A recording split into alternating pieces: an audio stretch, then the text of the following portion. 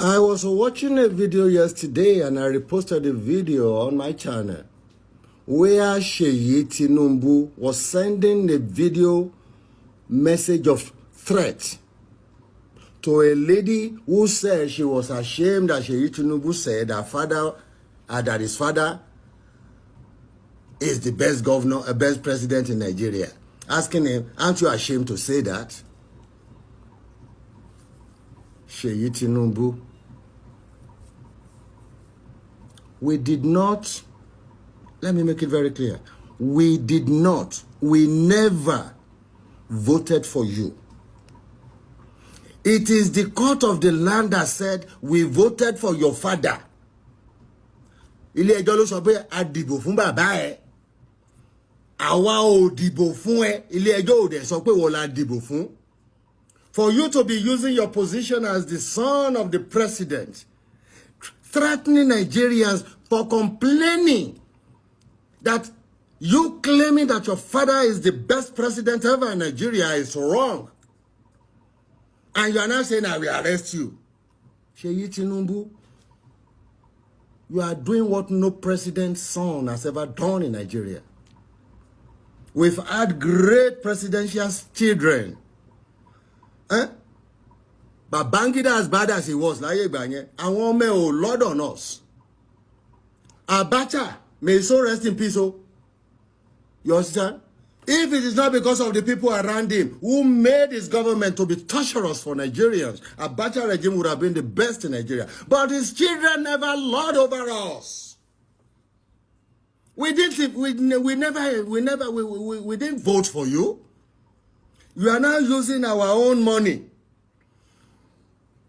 filling a position we did not put you into, to be threatening us. Well, anyone Nigeria, send your father's henchmen to come and arrest me and kill me. Ṣẹ́rí Yorùbá lọ́wọ́ bọ̀, wọ́n ní ọmọ tí aṣọ ò bá ti ká, ẹnu ò lè kárú wọn. Kí ló dé tó jẹ́ wípé ọ̀rọ̀ kì í yé àwọn Tinubu family? Agídí inú yín, kò sí nǹkan tẹ́nibọ̀dì àbí advice tán bá fún yín. Nǹkan tó wà nínú yín lẹ ṣáà fẹ́ ṣe. Ṣọ́ra yí ẹ báyìí ṣe yìí. Ó sì yẹ kó kẹ́kọ̀ọ́ látara mọ̀mọ́ Fọláṣadé Tinubu, àbò fẹ́ sọ wípé ọmọ kan tó ṣẹlẹ̀ sí wọn lẹ́nu láti èsì sí yé yìí. Kì í ṣe pé ẹ̀kan dédé rí mọ̀mọ́ Fọláṣadé àbọ́kàn dédé dákẹ́, ẹnu ká wọn ni. Àwọn ará Edo nígbà tán náà fẹ́ lọ yọ ìyá lọ́jà. Story yẹn ẹ gbọ́ lénìí. Wọ́n tọwọ́ lébọ̀ fún mọ̀mọ́ Fọláṣadé ni o. Làwọn èèyàn wá bá wọn ṣe kí ni náà advice wọn ó jẹ́ bí calm down. Ṣé mo yí pé bí Ṣèyí ṣe press neck wà, òun náà ni mọ̀mọ́ Fọláṣadé ṣe press neck. Ṣèyí, ṣé èwo ni òye ẹnu gbogbo rògbòdìyàn tó wà lẹ̀? Ṣé ìjọba bàbá ẹ̀ náà ló wá sweet mọ́ Nigerians tán sọ wípé yes inú wọn dùn sí ìjọba bàbá ẹ̀, òun ló mú ẹ tó sọ̀rọ̀ ẹ̀dọ̀ náà tó ń kulẹ̀ lọ́kulẹ̀ bọ̀. Ó ti gbàgbé pé bí mọ̀mọ́ Fọláṣadé ṣe kó entourage kiri convoy kiri náà lélẹ̀ nígbà tó tọwọ́ lébọ̀ fún wọn, ṣé wọ́n jókòó lé? Ara ẹ̀yà tó balẹ̀. Ṣèyí, ó jẹ̀bi calm down. Wọ́n ti àwọn Nigerians ti fẹ́ máa fẹ́ yẹ, ó ti yọ ẹyẹ bọ̀ lápò fún ẹnìyẹn. Ṣé o rí both home and abroad? Àìmọye fídíò ẹ ló ti kún ọwọ́ mi, màá tún gbé mi ìwọlé nísìn. Wọ́n ti ń wọ̀nù ẹ. Ṣé orí tó bá jẹ́ kán rí sí ẹ, wọ́n á fi rántí pa ẹ́. Ẹni ẹ̀ ò lè gbé bó kó rọ́ èṣù mi, ò lè sán lórí ju bàbá ẹ̀ lọ náà. Ṣé orí attitude tó fẹ́ máa gbé wá fún àwọn ọmọ Nigerians yẹn? The fact pé àwọn ọmọ Yorùbá gbà fún yín nílẹ̀ Yorùbá, tẹ máa ríra yín bí Ọlọ́run ẹ̀yin Tinubu family. Kò mí pé gbogbo Nàìjíríà máa ṣe bí Yorùbá fún yín. Ẹ jẹ́ kí bí ẹ jẹ́ ẹ lò.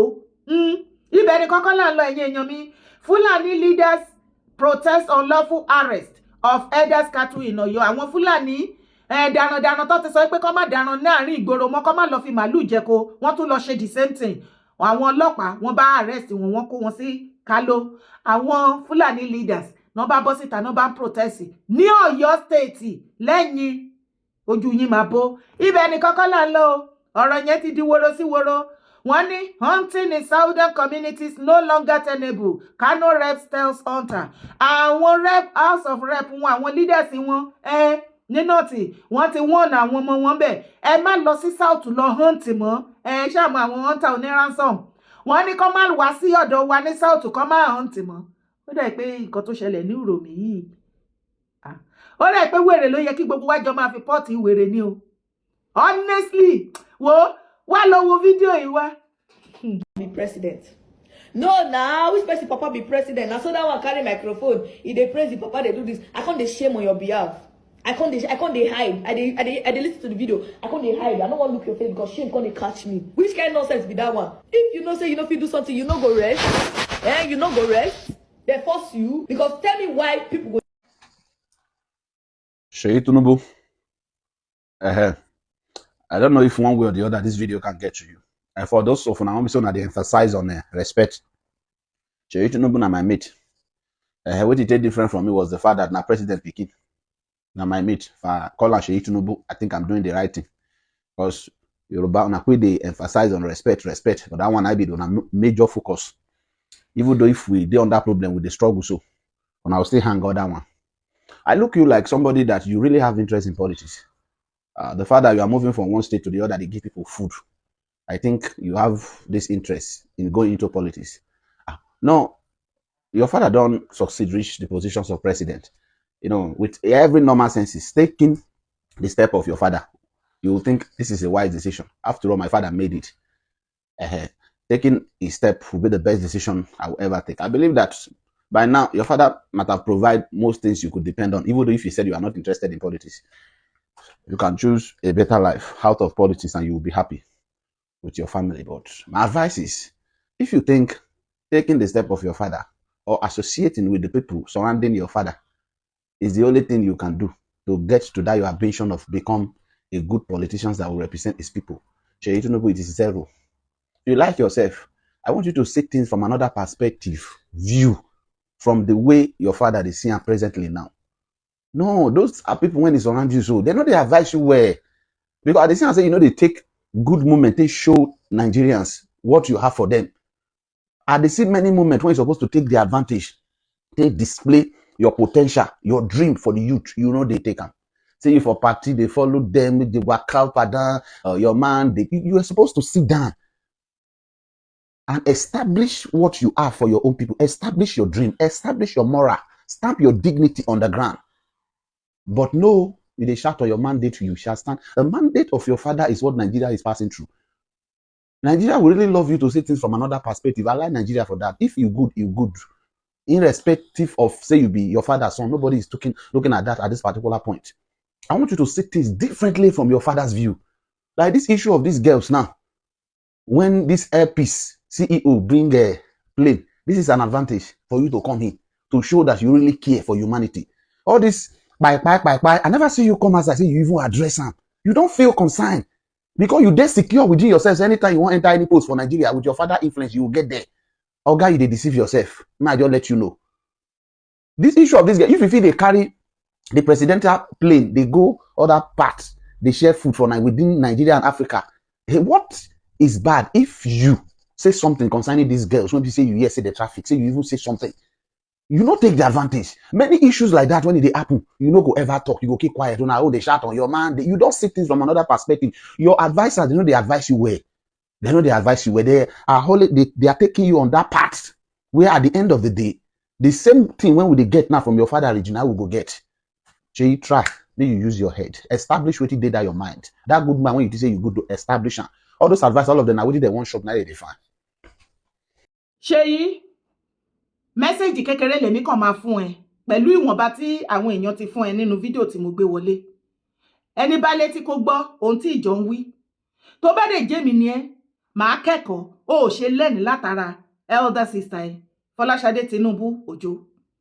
Ọ̀pọ̀lọpọ̀ ẹ̀yin èèyàn ẹ máa rí wípé lẹ́nu bí ọjọ́ mẹ́ta yìí ẹ gbúrò mọ̀mọ́ Fọláṣadé Tinubu like before. Gbogbo àwọn cream de la cream party 1% of the 1% wọn. Gbogbo party gègé yẹn gbogbo ẹ̀ lẹ máa rí tẹ́lẹ̀ bí ti ṣe sí ni mọ̀mọ́ Fọláṣadé Tinubu ń ṣe gbàrà tí bàbá wọn gorí àpèrè as president. Tọ́ máa sá pẹ̀lú ẹ́tọ́rẹ́jì níwájú àtìlẹ́yìn díẹ̀ lóko ọ̀fẹ́ lè máa gbé ẹsẹ̀. Convoy á lọ wàá rò wípé bàbá Tinubu gan ló ń bọ̀. Ṣé ẹ rántí àfìgbà tó ta sí mọ̀mọ́ Fọláṣadé lọ́pọlọ náà bá ní àwọn o àti ìyálójà of universe tó dáwọn ti jẹ first daughter of Nigeria. Wọ́n bá láwọn fẹ́ lọ yọ ìyálójà ní Ẹdó. Ṣé ẹ rántí àṣẹ fídíò tá gbé fídíò àwọn obìnrin yẹn tán sọ fún tán wọ́n ní pé Ẹdó no be Lagos o. má try kó fẹ́ wá bá wa try gbogbo rádaràdà tẹ́ ń ṣe nínú Lagos àbílẹ̀ Yorùbá ní ọ̀dọ̀ wa adẹ̀wọ̀n mọ̀mọ́ Fọláṣadé iṣẹ́ ni mọ̀mọ́ Fọláṣadé múra fùrù kankan bíi ti ẹ̀ yìí náà ìṣẹ́jú kan pẹ́ jù wàláì àwọn Ẹdó wọ́n tọwọ́ lébọ̀ fún mọ̀mọ́ Fọláṣadé Ọlọ́run ẹ rí pé lẹ́nu ọjọ́ mẹ́ta mo ṣáà ń pè àmọ́mọ́ mi ìgbúrò yín àárín yín ta ni ṣé ó sí mo fi system bẹ̀rẹ̀ ni pé ṣàlàáfíà ti dé bá gbogbo bọ́dì ṣé ẹ ti wà ókè ọ̀rọ̀ yóò máa ṣe kékeré ẹnu máa padà ká mọ̀mọ́ Fọláṣadé Tinubu mà ní kò kàn ṣe pé wọ́n kàn dédé disappear ní orí gbogbo party gbogbo everything àwọn Ẹdó yẹn wọn nice o Ẹdó no be Lagos lóòótọ́ o ṣẹ́pẹ́lì ẹ̀yin Ẹdó yẹn máa bì kàmí dáhùn ẹjọ́ ó pọ̀ tó ó gbà tó ṣe ṣáà ti wà ókè ṣá ẹ ti wà ókè Ṣèyí learn from your elder sister má sọ̀rọ̀ ìdọ̀pọ̀lọ́ tó ń jọra ẹ mọ́lẹ̀ bàbá ẹ̀ press neck àwọn Nigerians ìgboro rẹ́rìn ó yẹ kó lójú ṣe bọ́ ọmọ Yorùbá ni ẹ bó tilẹ̀ jẹ́ pé àwọn ọmọ Yíbò ti claim ẹ̀ sìn ọ̀rọ̀ ọmọ Yíbò gan tiẹ̀ wáyé yàn wọ́n ló tún jojú ku ibẹ̀ ni kankan là ń lọ. Hunting in southern communities no longer tenable. Kano Reps tells hunter. Meho, ẹ̀yin náà ní meho. The member representing the Rano Bunkure Federal Constituency, Kabiru Rurum, has urged members of his community, particularly the families of 16 hunters who were brutally Payin in Uromi, Edo State, to discontinue hunting in the southern part of the country. Ló bá tán. Ẹ lọ máa hunt ní náà tí ilẹ̀ pọ̀ ń bẹ́ẹ̀. Ẹ ti rí báyìí pé wèrè ló lè wo wèrè. He emphasized that the practice is no longer sustainable due to the prevailing security in the nation. Ṣẹ̀gbáyé. Our people need to stop these practices and reconsider the current situation at hand. Things have really deteriorated, he stated. According to him, in this age, you cannot carry weapons like guns and cutlasses and go to the south in the name of hunting. Things have changed. Oh! He therefore stated, I want to use this opportunity to call on our brothers, especially the hunters, that things have changed today. They are not like before anymore. It's like you living in this community to see some southern tribe wielding dangerous weapon coming around. They don't speak your language and you don't speak theirs. What will be your reaction? Ló bá tán. Lọ̀rọ̀ bá lójútùú. Àṣẹ wèrè ló yẹ ká fi pọ́ọ̀tì wèrè láti jọjọ́ ẹ̀. Ìgbà tí wọ́n rí lè tọ́ṣe ní Uromi, ṣóníkálùkù kò rí bọnú. Yorùbá yẹ̀rá yẹ̀yìn a ti ń para mi ò ní ọlọ́ṣẹ́ kankan o. Ẹ mọ̀ pé nǹkan táwa mọ̀ ṣe nìyẹn. A ti ń para ẹ wá bára lẹ̀ o. Ẹ jẹ́ a gbọ́ fídíò yìí. If you're a cattle owner and you have cattle and your cattle stray and they are coming into the domain of KMA, be rest assured that from the 1st of May, those cattle will be killed and be given to the Kumasi Central Prison for feeding. Especially the areas from the airport leading up to Menchia. I cannot sit here and let visitors get to this beautiful airport. And when they're driving to Menchia, all that they encounter is feces from cattle. This is unacceptable. Okay, now. Fulani leaders protest unlawful arrest of elders cattle in Oyo. Onihun, emihun, ìwọ náà sọ mi he. Fulani leaders have protested against what they describe as unlawful arrest of elders and cattle by the agency of government in Oyo, Murogo. Hey! They submitted that some elders with their cattle have been unlawfully arrested at different locations in the state. The Seriki Fulani of Oyo State, Alhaji Yakubu Bello, and the liaison officer of Miyetti Allah Cattle Breeders Association of Nigeria, Oyo State Chapter, Adam Abdulkadir, at a press conference in Ibadan Monday, alleged that some elders were illegally arrested by the State Rule of Law Enforcement Agency with their cattle, and they remanded in prison without the even listening to them, nor allow them to make any statement. Abenyo magbo. Ayé gbèkùlọ̀ dọ̀tán fẹ́ máa nípọn láyà bí ìrá ní ilẹ̀ bàbá wa. Ṣé tí ń dùn yín ni ẹ̀yin Ṣẹ́ríkì Fúlàní tó wà l'Ọ́yọ́ State? Ṣé tí inú yín fọ́tìta yín ò ríran? àbí mo ní kí n bí yín ni o wọ́n ní kò sí open grazing mọ́ ká má kó màálù lọ sórí oko lóko ká má kó màálù jẹ oko lóko ká má da màálù rìn láàrin ìgboro ẹ̀ ń ṣe ibẹ̀ ni wípé ẹ̀yin lẹ bí gbogbo Nigerians kí ló dé tí lẹ́yìn ìgbà tí wọ́n ti páàsì lọ yẹn wípé wọn ò gbúdọ̀ rí màálù yín kó jẹ oko lóko wọn ò dẹ̀ gbúdọ̀ rí màálù yín láàrin ìgboro ìgbà yẹn lẹ́yìn ṣẹ̀wá yàn láàyò wọ́n wá arrest màálù àtẹ̀yìn dáradára ẹ̀yin wá tún ní àyè tún protest ẹ jọ fídíò tí mo gbé wọlé lẹ́ẹ̀kan yẹn ẹ̀yin tèmi ẹ jọ ẹ ṣe jẹ́ ká ṣe kí ni káwa náà ló mú kinní yẹn lò àwọn eléyìí ò arrest ẹ má ti ẹ̀ arrest mọ́ gbogbo ẹ̀yin governors ilẹ̀ Yorùbá pátápátá ẹ bá wa adopt system yẹn wọ́n ní ẹni màálù tí wọ́n bá mú ọ̀hà tó confam pé ó jẹ oko báyìí àbí wọ́n rí tó da màálù ẹ̀ láàrin ìgboro wọ́n ní kán pín ire kán láre kán dá dúbúlẹ̀ ṣídé òkè dá dúbúlẹ̀ ṣídé kán pín ire láre bí ọmọ lálọ́mí ìjàkadì nítoró tọfà kán wá fi ṣe kí ni wọ́n ní kẹ́ fi jọmọ ẹja lóore wọ́n ní kẹ́ díta sí kẹsẹ̀ kó bọ̀ ẹbọ̀ kó rọ̀ dáadáa wọ́n ní kẹ́ lọ fi máa fi sáàfù àwọn tó wà lẹ́wọ̀n kẹ́kẹ́ wọn yọ ni ṣèbẹ́ lẹ́fẹ̀ẹ́ gbọ̀ràn ni ṣebí gbogbo wa la mọ̀ wípé ń da bẹ́ẹ̀ ń da màálù lẹ háìdì sí tẹ́ fi ń pa àwọn èèyàn sórí oko iná fi sí náà